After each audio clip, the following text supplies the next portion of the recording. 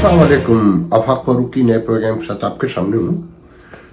आज सुबह आपकी शाम पाकिस्तान के प्रोग्राम नहीं कर सका कि मेरे राउंड में जो फैमिली है उसे मुकम्मल कोविड हो गया।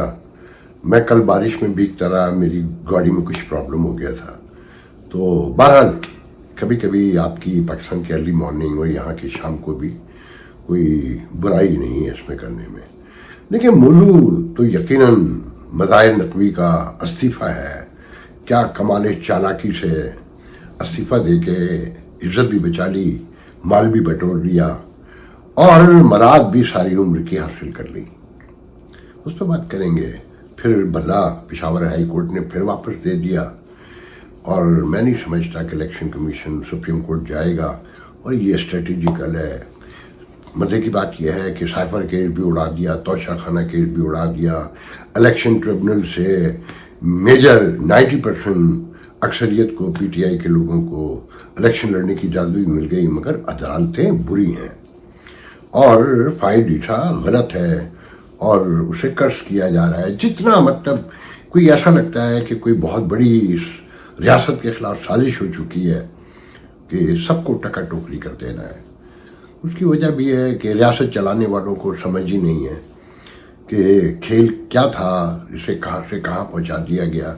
और जो 75 साल तक किया है तो उसके कहीं ना कहीं रिपरकलेशन कहना चाहिए, उसके नताइज कहना चाहिए, वो सामने तो आने थे। पर देखें, जो सुप्रीम जुडिशल काउंसिल में मज़ाहिर नकवी का केस था कि उनकी करप्शन, उनकी बदउनवानियाँ, उनकी बेइंसाफियाँ और असासों के हवाले से, और उन्होंने बड़े इल्ज़ाम लगाए कि ये भी गलत हुआ, ये भी गलत हुआ, और सबके जवाब जमा करा के मोहतरम जो है ना वो फारिग हो गए।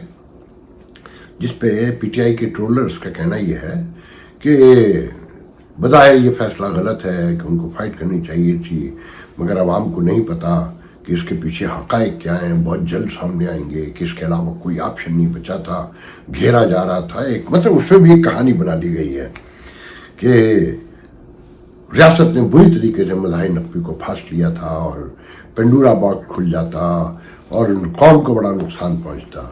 कौम को नुकसान ये पहुंचता कि एक बदउनवान जज, अगर आप लोगों को याद हो कि जब जुडिशल रेफरेंस का कोई लेना देना भी नहीं था, सुप्रीम काउंसिल में जाने का कहीं जिक्र तक नहीं था, तो इन्हीं प्रोग्रामों में बताया गया था कि इस आदमी के फ्रंट मैन बाकायदा पंजाब में घूमते हैं और इंसाफ बेचा जाता है, ख़रीदा जाता है, लुटाया जाता है।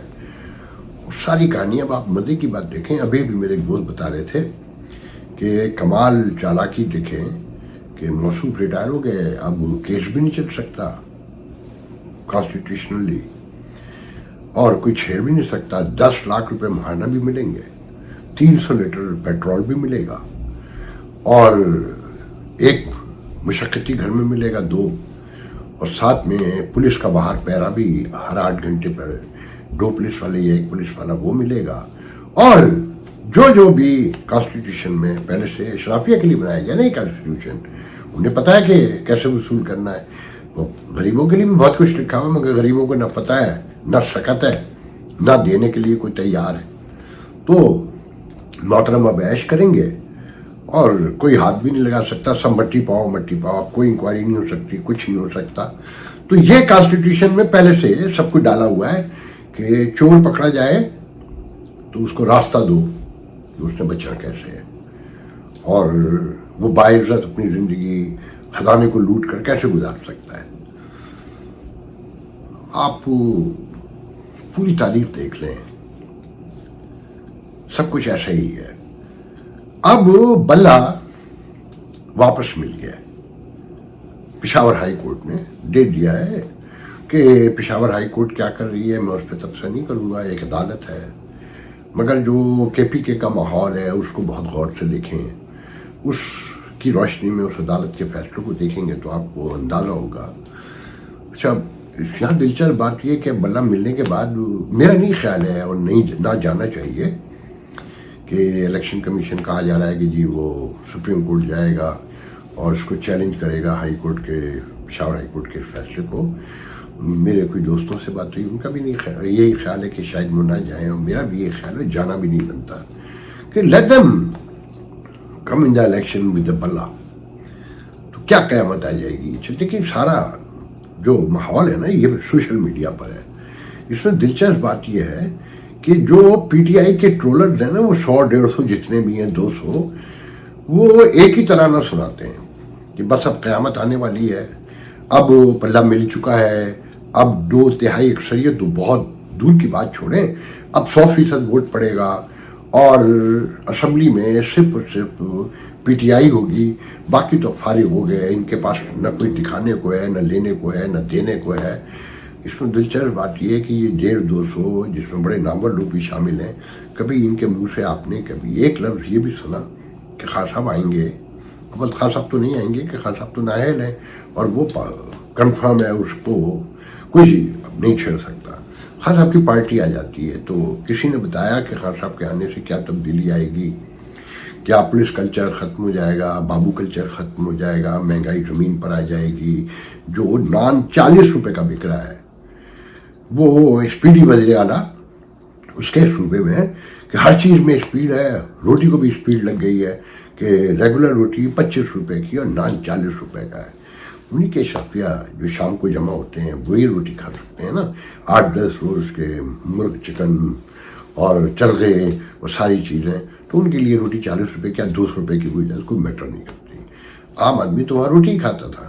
اس کے لیے انہوں نے یہ انتظام کر دیا ہے کہ تو سسک کے کھا, اگر تجھے مل جائے تو تو شکر ادا کر, کہ تجھے حکم یہی ہے کہ تو ہر حال میں شکر ادا کر تاکہ تو بولنے کے قابل نہ رہے, کیونکہ یہ اللہ کی رضا بتائی گئی ہے. تو کسی کے پاس کوئی معاشی ایجنڈا نہیں ہے. اچھا پھر یہ جو 150-200 ٹرولر ہیں, انہوں نے یہ مفت میں بظاہر آپ کو کام کرتے نظر آ رہے ہیں, نظریاتی لوگ ہیں, مگر ان میں ایک بہت بڑا چنک ہے جنہیں میں پرسنل لیول پر جانتا ہوں کہ یہ اپنے مفادات کے لیے وہاں جڑے ہوئے ہیں کہ اگر پی ٹی آئی کی حکومت بن گئی تو بیجا ہو جائے گی, مال بن جائے گا, لمبا بن جائے گا, اور نہیں بنی تو پبلک میں تو لوگ تو ساتھ میں ہیں نا, بلاگ تو دیکھا جا رہا ہے نا. اچھا عوام کو نہ تو معاشی ایجنڈے سے کوئی لینا دینا ہے, نہ ان کی اتنا شعور دیا گیا ہے, نہ ان کی اتنی سمجھ ہے, اور نہ وہ اس کے لیے ذہنی طور پہ تیار ہیں, نہ انہیں یہ اندازہ ہے کہ ان کے مسائل کو حل کر سکتا ہے. اچھا وہ اندازہ لگائیں بھی کیسے کہ یہ سب اقتدار کی جنگ میں شامل ہیں اور انتقام کی جنگ میں شامل ہیں, کہ خان صاحب کا ایجنڈا ہے کہ اگر میں آ گیا تو میں نہیں چھوڑوں گا, اگر خان صاحب آ گئے تو یہ فوج بھی ٹوٹے گی, کیونکہ خان صاحب کی ضد بظاہر تو یہ نظر آتا ہے نا, جو ایک خاص سیگمنٹ کہتا ہے کہ یہ فوج ٹوٹ جائے گی, ادارے ٹوٹ جائیں گے, نفرت کی سیاست کو ہوا دی جائے گی. اچھا میں یہ کہتا ہوں کہ خان صاحب کو آج وہ یہ کہہ دیں کہ ہم آپ کو پرائم منسٹر بنا رہے ہیں اور بات ختم کرتے ہیں, تو let see what you can do for the country, تو آپ کا کیا خیال ہے؟ خان صاحب انتقام لیں گے؟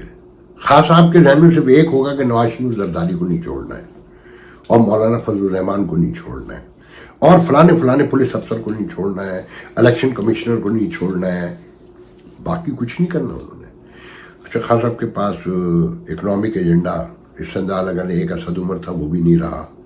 باقی پہلے بھی جو آپ نے دیکھا تھا شوکت ترین کن کا آدمی تھا, کہاں سے آیا تھا, حفیظ پاشا کون تھا, کہاں سے آیا تھا, وہ سب آپ کو پتہ ہے. مگر یہ جو ٹرولر ہیں پی ٹی آئی کے, وہ یہ بتا رہے ہیں کہ بس اب وہ قیامت آنے والی ہے, اور 2/3 میجارٹی تو بڑی دور کی بات ہے نا, جیسا کہ میں نے پہلے کہا, اب 100% خان صاحب آنے والے ہیں. مگر ان میں سے کسی سے بھی کوئی یہ پوچھ سکتا ہے کہ خان صاحب ایک لمحے کو مان لیں فیئر اینڈ فری الیکشن ہو گئے, جو ہونے چاہیے, ہر حال میں ہونے چاہیے, اور جسے پی ٹی آئی پھر بھی تسلیم نہیں کرے گی, تو وہ کون سی گیدڑ سنگھی ہے کہ یہ حالات درست ہو جائیں گے جو بگڑتے جا رہے ہیں تیزی سے. اچھا جو دوسری ان کی مخالف پارٹیاں ہیں, ان کا علم یہ ہے کہ ان کے جو ٹرولرز ہیں اور ان کی حمایت کرنے والے جو ہیں وہ درمیان میں کھڑے ہوتے ہیں. وہ ایک تعریف کرتے ہیں, دو برائی کر دیتے ہیں, دو برائی کرتے ہیں, ایک تعریف کر دیتے ہیں. خان صاحب کو بھی ساتھ لے کے چلنا چاہتے ہیں کہ نہیں دیکھیں ان کو بریک دینا پڑے گا, ان کو حمایت ان کو کام کرنے دینا پڑے گا, ان کی معافی کرنی پڑے گی, انہیں الیکشن میں حصہ لینے دینا چاہیے, جمہوریت کا حسن یہ ہے تاکہ کل حکومت بن جائے. तो इन पे आपने टूटे। दूसरे इनकी जो मराहत हैं वो कंटिन्यू जारी रहे। तीसरे जो इंटेलेक्चुअलिज्म का इंटेलेक्चुअलिज्म का एक जो हवा खड़ा किया वो भी कायम रहे कि देखें ये जनाब बड़ी इंपॉर्टेंट बात करते हैं और ये बिल्कुल फेयर फ्री बात करते हैं। तो इनकी तरफ से तो मुकदमा लड़ने वाला नवाज शरीफ की तरफ, जरदारी की तरफ से उनके ट्रोलर की तरह जो बाजारी जबान में आकर खड़े हो गए हैं और हर चीज खत्म होती दिखाते हैं अगर बल्ला नहीं मिलता है और तहरीक इंसाफ इलेक्शन नहीं जीतती है। और दूसरी तरफ जो इनके हिमायती हैं वो दरमियान में खड़े हुए हैं और दरमियान में जो मौजूद सिचुएशन है दरमियान में खड़े होने से कुछ नहीं मिलता। तो इनकी नाकामी ये है। हालांकि इनके साथ भी लोग हैं मगर वो इतने रज बस खा चुके हैं और इतना कुछ है कि उन्हें पीटीआई के ट्रोलर्स की तरह खड़े होके कपड़े उतार के नहीं खड़ा होने की ज़रूरत है, क्योंकि पीटीआई के लोगों की तो जो ट्रोलर्स हैं उनकी तो लाइफ वो उस पर लगी हुई ना स्टेक पर कि अगर वो हार गए और पीटीआई को बड़ा नुकसान हो गया तो ये तो मुल्क में भी नहीं रह पाएंगे। जो नफरत और जो एक इंतकाम और बदले की सियासत वहाँ पर पनप रही है। अब इसमें देखना ये कि क्या इलेक्शन हो रहे हैं, बधाई तो हो रहे हैं। कहा जा रहा है कि जी 70-72 घंटे और 48 घंटे बड़े इंपॉर्टेंट हैं कि 13 तारीख को फाइनल लिस्ट सामने आएंगी और पता चलेगा कौन किसको टिकट मिला और किसको नहीं मिला और किसके उम्मीदवार कितने, और फिर इलेक्शन कैंपेन शुरू होगी। आपने ये तो सुन लिया होगा दानियाल अजीज को टिकट नहीं दिया, वो आज़ाद उम्मीदवार अपनी पार्टी के मुखालिफ खड़े हो रहे हैं, पीटीआई के मुखालिफ खड़े हो रहे हैं, उसके पीपल्स पार्टी के मुखालिफ खड़े हो रहे हैं और बेगम उनकी आज़ाद हैसियत में वो भी खड़ी हो रही हैं।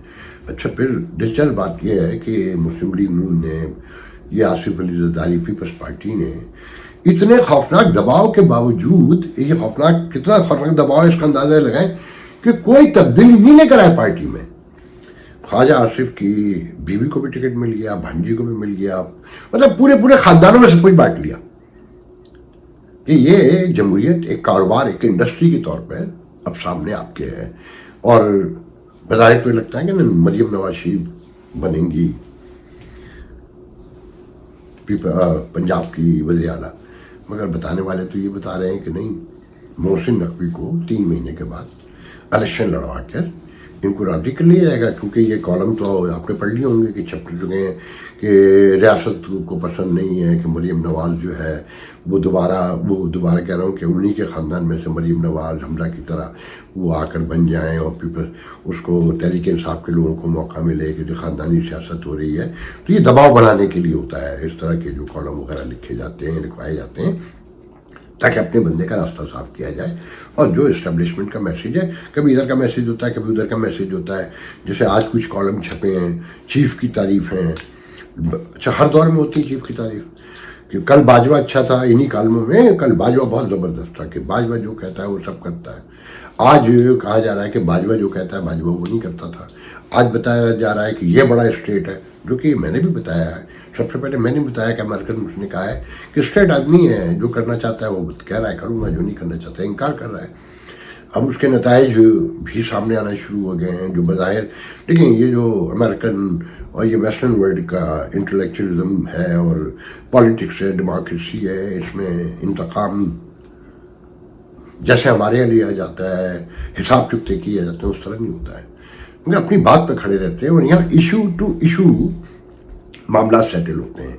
ये नहीं कि एक इशू सेटल हो गया तो 4 जो पीछे बाकी हैं वो भी उसी के दरमियान में आकर सेटल हो गए, नहीं, एक इशू सेटल हुआ है ना, तो जो बाकी 3 इशू हैं उस पर वही स्टैंड होगा जो है और उस पर वही फैसला होगा जो ज़मीनी हक़ाइक़ की रोशनी में बनता है या तय कर लिया है, जो पॉलिसी है या जो इंटरेस्ट है, इसको जिस नाम से भी चाहें। तो 11 तारीख को कल ये भी पता चलेगा कि पैसे मिल रहे हैं नहीं मिल रहे हैं। IMF से $700 मिलियन कहा जा रहा है कि जी वो पेंडिंग हो सकते हैं। और ये कि जी अगर इंतखाबात तो नहीं भी होते हैं या इंतखाबात में झंडू फिरता है तो इंटरनेशनल कम्युनिटी क्या कर लेगी, बांग्लादेश में क्या कर लिया, विच इज़ ट्रू। बज़ाहिर तो कुछ नहीं कर रहा ना, कि अमेरिकन स्टेट डिपार्टमेंट ने भी कह दिया कि ये इलेक्शन फेयर एंड फ्री नहीं हुए, UK ने भी कह दिया, फ्रांस ने भी कह दिया और एमनेस्टी इंटरनेशनल से लेकर सबने कह दिया, मगर शी गिव अ डैम وہ اپنا چوتھا ٹرم کرنے کے لیے بالکل ریڈی ہے. پوری اپوزیشن جیل میں, کیونکہ 2023 میں اس کی ایکسپورٹ نے کاٹن کی اسپیشلی چائنا کو بھی پیچھے چھوڑ دیا تھا. ابھی میرے ایک دوست بتا رہے تھے کہ یہاں کے جو ریگولر عام سے اسٹور جو کہلاتے ہیں, جہاں ہر آدمی جا کے بائی کر سکتا ہے $6 کی شرٹ اور $8 کی کھول کے نام سے, اور اس طرح کے درجنوں سیکولر اسٹور ہیں کہ وہاں پر جائیے تو سب زیادہ مال جو ہے نا بنگلہ دیش کا رکھا ہوا, ٹی شرٹیں, شرٹس وغیرہ, کاٹن کا جتنا سامان ہے وہ بڑی میجر جو تعداد میں وہ آپ کو بنگلہ دیش کا ملے گا.